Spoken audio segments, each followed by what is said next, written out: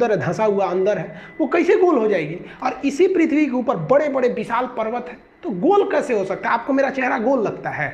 इसमें अगर आप देखेंगे नाक उठा हुआ है, आंख कम धंसा है, मुंह एकदम अंदर तक धंस गया हुआ है, माथा बराबर है, गाल तनी पचका ढचका है, अलग टाइप का है कि नहीं, इधर दाढ़ी है, सवाना घास का मैदान, इसको कैसे आप गोल कह सकते हैं? इसको कभी गोल है?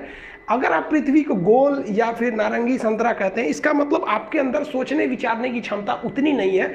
समझिए आखिर पृथ्वी है कैसे। इसको समझने के लिए आपको 20 करोड़ साल पहले जाना पड़ेगा। 20 करोड़ साल पहले पृथ्वी जो थी वो इस शेप में थी। बीच में एक बहुत बड़ा सुपर कॉन्टिनेंट, विशाल महाद्वीप था जिसका नाम था पेंजिया। हम सब लोग उसी सुपर कॉन्टिनेंट के हिस्सा थे। एक ही महाद्वीप था, आज की तरह 7 महाद्वीप नहीं थे, और चारों ओर इसमें समुद्र था जिसका नाम था पेंथालासा। सुपर ओशियन का नाम पेंथालासा, सुपर कॉन्टिनेंट का नाम पेंजिया। एक ही महासागर, एक ही महाद्वीप थे। इन्हीं से टूट के कई महासागर बने और कई सारे महाद्वीप बने। वेगनर महोदय ने ही बताया था प्लेटो के मतलब महाद्वीपीय विस्थापन का सिद्धांत, कैसे कैसे ये जो पेंजिया महाद्वीप था ये टूट गया। यहाँ पर धीरे धीरे ये पेंजिया महाद्वीप ऐसे टूटना चालू हुआ, और जब पेंजिया टूटा ना तो इसके ऊपर का एक जो खंड था वो कहलाया लारेशिया और नीचे वाला कहलाया गोंडवाना लैंड। और इन दोनों के बीच एक नए सागर का जन्म हो गया जिसे हम कहते थे तेथिस सागर। ये तेथिस सागर के जगह पे हिमालय खड़ा हो गया। जहां उस समय का सबसे गहरा सागर होता था तेथिस सागर, आज वहां हिमालय खड़ा हो गया। इसमें हम ये बेसिकली ये समझेंगे कि पृथ्वी की बनावट कैसी है। हम ये नहीं समझेंगे कि कौन सा जीव कब आया था, वो हम एक अलग वीडियो में बताएंगे कि कब इस पर डायनासोर आए, सरीसृप आए, मछली कब आए, कैसे इस पर पानी का विकास हो गया, कैसे आखिर जीव आया। आप सोचते हैं ना मुर्गी की पहले अंडा, ये सब टाइप का। तो अभी हम इस पे मेन फोकस किए कि पृथ्वी के शेप का डिजाइन कैसे बना इसका। तो ये ऊपर का भाग यहाँ पर हो गया, और अगर आप देखेंगे तो ये ऊपर का जितना भाग था इसको हम लोग लारेशिया या एक अलग नाम दे दिया गया अंगारा लैंड। तो आज के वक्त में जितने भी ऊपर में आप महाद्वीप देखेंगे, यहाँ उत्तरी अमेरिका देख लेंगे, यूरोप देख लेंगे, एशिया देखेंगे, तो ये सब उत्तरी ये अंगारा लैंड के हिस्सा थे सब, जिसे हम लोग लारेशिया भी कहते थे। और नीचे वाले जितने द्वीप हैं सब ये यहाँ पे आप देख रहे हैं अफ्रीका, अंटार्कटिका, ऑस्ट्रेलिया, और उस वक्त तक भारत भी यही था। ये हिंदुस्तान दिख रहा है आपको, ये वाला है हिंदुस्तान। यहाँ पर भारत यहाँ से उठ के गया था, यहाँ पर ये तो इंडोनेशिया दिख रहा है, यहाँ से इस तरह से यहाँ से भारत गया था। तो नीचे वाले एरिया को हम लोग कहते हैं गोंडवाना लैंड, इसको हम लोग जम्बू द्वीप भी कहते हैं। वर्तमान में भले भारत उत्तरी भाग में है, लेकिन जब ये ओरिजिन किया था आज से लगभग वो 15 करोड़ साल पहले, तो उस वक्त 15 करोड़ साल, देखिए इसकी तो शुरुआत टूटने फूटने की हो गई थी 20 करोड़ साल पहले, लेकिन ये प्रक्रिया बहुत धीमी होती है। एक साल में केवल 5 सेंटीमीटर घसकता है, तो सोचिए ना हजारों किलोमीटर घसक गया था तो कितना करोड़ साल लगेगा। तो ये धीरे धीरे भारत आया था। तो भारत शुरुआत में गोंडवाना लैंड या जम्बू द्वीप का हिस्सा था। कई करोड़ साल बाद धीरे धीरे महाद्वीपों अपने अस्तित्व में आना चालू हो गए सब। अगर आप ध्यान से देखेंगे तो यहाँ पर दक्षिणी अमेरिका बनने लगा है, ये उत्तरी अमेरिका लगभग बन गया, ये यूरोप और एशिया एक ही में थे, और यहाँ अफ्रीका में सटा हुआ था यहाँ पर मेडागास्कर टूट गया, और इससे टूट गया यहाँ से हिंदुस्तान। ये इंडिया जो है, ये इंडिया अब इधर की ओर जाने लगा, जबकि ऊपर में जो चाइना है, रूस वाला भाग है, उसके नीचे अगर देखेंगे तो तेथिस सागर है ये, और ये भारत है। इन दोनों के बीच में आज भले हिमालय है, लेकिन एक समय था जब तेथिस सागर था, और उसके बाद यहाँ से भारत जाना चालू किया। आज से लगभग 7 करोड़ साल, 10 करोड़ साल, ऐसे धीरे धीरे कई करोड़ साल लगा, और उसको जाते जाते यहाँ से धीरे धीरे यहाँ से यहाँ घसका, फिर यहाँ घसका, तेथिस सागर खत्म करके यहाँ घसक गया यहाँ पर, और जाके अभी ये भारत यहाँ पर दिख रहा है। तो ये कभी जम्बू द्वीप और अफ्रीका के पास वहाँ का एरिया का हिस्सा था, और ये जब घसका ना तो आगे वहाँ पर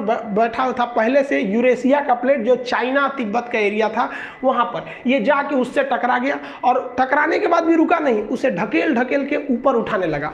ढकेल ढकेल के जब ऊपर उठाया तो ये एरिया उठ गया, और ये विशाल एरिया हाइट पर ऐसे उठ गया यहाँ पर। इसके ऊपर चाइना और तिब्बत का ये एरिया हो गया, ये धीरे धीरे ऊपर जाकर उठ गया। आप अगर यहाँ देखेंगे तो ये इंडियन प्लेट है, ये ढकेल दिया है और खुद नीचे घुस गया है, और ये ढकेलने से यहाँ पे आप देखेंगे तो कई सारे पहाड़ियों का निर्माण हो जाता है। तो इससे इंडियन प्लेट जब उसको ढकेला तो वहाँ एक विशाल पर्वत का निर्माण हो गया।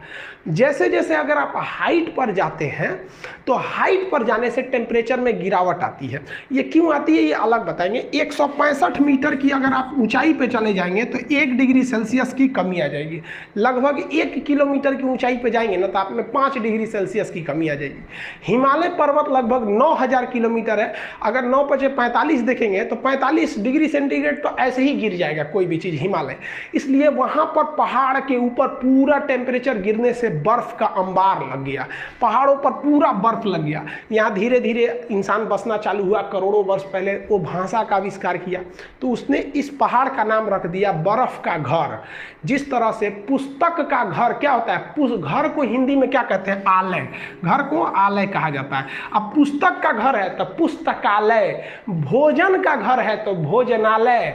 उसी तरह ये बर्फ को हम लोग हिंदी में कहते हैं हिम का घर हो गया तो हो गया हिमालय। तो यहाँ हिमालय का निर्माण हो गया, हिमालय पर्वत का निर्माण यहाँ से हो गया। यहाँ पर ये हो गया पर्वत हिमालय, उस और तिब्बत हो गया। तो ये तो उबड़ खाबड़ आकृति आप देख रहे हैं। अब पृथ्वी सच में कैसे दिखती है वो अगर देखना है तो देखिए ये है आपकी पृथ्वी, ये ओरिजिनल पृथ्वी है।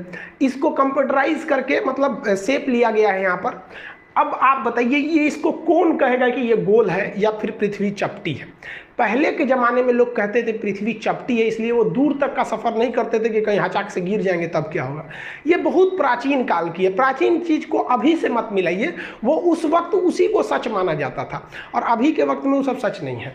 तो ये जो चीज़ है ये पृथ्वी है, ये गोल है नहीं है। तो भूगोलवेताओं ने इसके लिए एक अलग शेप बनाया, एक अलग डिजाइन, उसको क्या नाम दिया गया। तो देखिए इस तरह से जो पृथ्वी है इसमें अगर आप देखेंगे तो ये वाला एरिया जो है यहाँ वाला एरिया धंसा हुआ है। तो इसमें दो चीजें दिखेंगी आपको, एक उठा हुआ ये एरिया दिखेगा और एक धंसा हुआ ये एरिया दिखेगा। फिर यहाँ उठा हुआ है, फिर कहीं धंसा हुआ है। तो इसके लिए एक नियम बनाया गया जिसे हम एवरेज नियम कहते हैं। एवरेज नियम कहते हैं कि धंसा वाले से थोड़ा उठा के उठा हुआ से तनी सा नीचे करके, यानी इन दोनों के बीच में एक शेप ले जाते हैं। तो देखिए ये जो रेड लाइन गई है, ये रेड लाइन ये उठा हुआ से कम है और धंसा हुआ से ज़्यादा है। तो ये एवरेज लाइन जो खींच दिया गया है ना, ये एवरेज लाइन वाली आपकी आकृति गोल दिखती है। इसी डॉटेड एवरेज लाइन को यहाँ आप देखेंगे, यहाँ उल्टा रंग दिए हैं। यहाँ पर अगर रेड कलर का देख रहे हैं तो ये ओरिजिनल शेप है पृथ्वी का, और ये डॉटेड लाइन काला से जो खींचे हैं ये क्या है, एक आपका काल्पनिक शेप है। तो उसी जो डॉटेड लाइन है जो एवरेज आकृति को गोल कर देता है, उस शेप को हम कहते हैं जियोड। तो पृथ्वी का जो शेप है वो होता है आपका जियोड। अब आप ये मत कहिएगा कि पृथ्वी का शेप जो होता है गोल होता है, ये जियोड होता है। यानी इसका एवरेज और ये यहाँ 20 से ले लेंगे तो गोल दिखने लगता है, तो आकृति हो गई जियोड। इस जियोड के ऊपर कहाँ कौन पर्वत है, कहाँ क्या चीज है, इस पढ़ने की क्रिया को, जियोड के ऊपरी पढ़ाई को हम लोग जियोग्राफी या भूगोल कहते हैं। आप मैच की जियोग्राफी और जियोड से। लेकिन इसी जियोड शेप को अंदरवा घुस के पढ़िएगा, भोंक भांक के अंदर घुस जाइएगा, बकोट वकोट के अंदर, इसे सूरज ज्वालामुखी कहाँ से आ रहा है, भूकंप कहाँ से आ रहा है, इसके अंदरवा घुस जाइएगा ना, तो जियोड के अंदर घुस के अध्ययन को हम लोग जियोलॉजी कहते हैं। भूगर्भ विज्ञान, जियोलॉजी, यानी ज्योग्राफी और जियोलॉजी दोनों जियोड में है। एगो ऊपर पढ़ी एगो अंदर पढ़ी। जूलॉजी मत सोचिएगा, ये तो जूलॉजी जेड डबल होता है जियोलॉजी वाला। ये तो डॉक्टर उगर पढ़ता है, इसमें भेड़ बकरी आदमी मानव ये सबको पढ़ा जाता है, बॉटनी में पेड़ पौधा को। तो जूलॉजी अलग है, जियोलॉजी होता है। तो पृथ्वी जियोड शेप का है। इस जियोड में आपको भूगर्भ विज्ञान में जूलॉजी पढ़ना होगा, ज्योग्राफी ऊपर वाले में। अब ज्योग्राफी में भी कई चीज आ गए, क्लाइमेट के बारे में पढ़ना है, क्लाइमेटोलॉजी, टोपोग्राफी, कई शेप आ जाते हैं, ओशनोग्राफी, इस सब में कई चीजें आ जाती हैं जो आगे दर पर्दा आपको पढ़ते रहना है। तो अब आप समझ गए होंगे कि ये हमारी पृथ्वी है और हम लोग को जो पढ़ाया गया है वो इस तरह से। अब ये 23.5 डिग्री झुकी है, अब इसका उत्तरी दक्षिणी ध्रुव क्या होता है, इसको समझने के लिए सबसे जरूरी चीज होता है आपको पृथ्वी के अंदर का ग्रिड समझना। ये ग्रिड बने होते हैं दो चीज से, अक्षांश देशांतर यानी लेटीट्यूड और लॉन्गिट्यूड। अगर आपको किसी जगह का लेटीट्यूड बता दिया जाएगा तो आप बता देंगे कोई भी लेटीट्यूड अगर आप दे दिया जाएगा, बता दीजिएगा कि वहाँ कितनी वर्षा होगी, कितना धूप आएगा, गर्मी का दिन कब आएगा, ठंडी का दिन कब आएगा, और लॉन्गिट्यूड दे दिया जाएगा अगर उसका किसी चीज़ का, तो आप वहाँ टाइमिंग बता देंगे कि क्या समय बन रहा है, क्या चीज़ है, वहाँ का क्लाइमेट A to Z में। तो ज्योग्राफी में किसी चीज़ को समझने के लिए इस सब चीज़ों का होना काफ़ी ज़्यादा ज़रूरी है, ये हम आपको बता देंगे। आई होप आप इसको तो समझ गए होंगे कि पृथ्वी गोल है या चपटी है, पृथ्वी जियोड है साइंस के हिसाब से। बाकी आप किसी पुरानी परंपरा को मानते हैं तो आप मानते रहिए, लेकिन ज्योग्राफी यही करता है कि भाई साहब पृथ्वी जियोड है, जियो बना है ज्योग्राफी। अब एक सूचना आप ध्यान से समझिए, ये चीज़ें आप समझ गए ना। आज रात में मेरे मोबाइल पे एक मेल आया था, और वो मेल बेसिकली इसीलिए आया था कि मेरे चैनल को हैक किया जा सके, और कई चैनल हैक भी हुए हैं। आप अगर इधर देखिएगा तो कई टीचरों के भी चैनल हैक हो गए। कई लड़के हमें भी फ़ोन कर रहे हैं, सर यहाँ पे आप लोग भी उन टीचर के लिए, भाई जितने स्टूडेंट हैं आप लोग ट्विटर वगैरह पे उनके लिए करिए, क्योंकि कोई भी टीचर आपको यूट्यूब पर पढ़ा रहा है तो फ्री ऑफ कॉस्ट ही आपकी सेवा के लिए कर रहा है। लेकिन बहुत हैक होने का एक बड़ा टेंशन हो जाता है, वो तो